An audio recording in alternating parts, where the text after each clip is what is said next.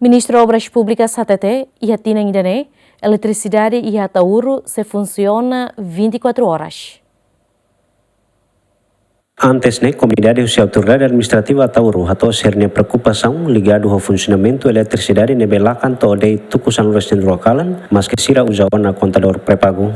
Hatamba preocupação Ministro Obras Públicas ateten, horas dadão edeteli instalatan gerador ida, no hasayona funcionamento eletricidade ba horas anu resivalu. Nune Samuel Marsal husuba komunidade Tauru atau oferece fatin ba edeteli ho di halo instalação ba tangki combustível ho di bele assegura funcionamento eletricidade to horas ron resinghat. Haruko na gerador trabalha na ba, sira halo her instalação, espera kata tempo vadak nene, ita down o loron hira ba kotuk ni ita kokona ba 18 horas.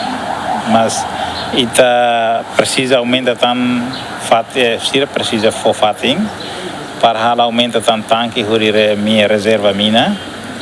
Ono ne para sira bela lakan to 24 horas. Nebe sira serviço ne lao hela.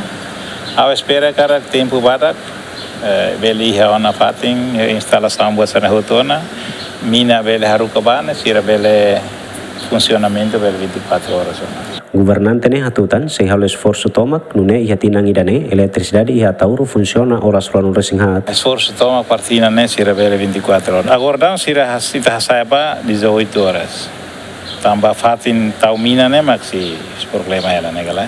Horas dadang funcionamento eletricidade e autoridade administrativa Tauru hahusi tuku walu dader to tuku san residensial lokalan. Mateus Romario, Alerto Jimenez, GMN.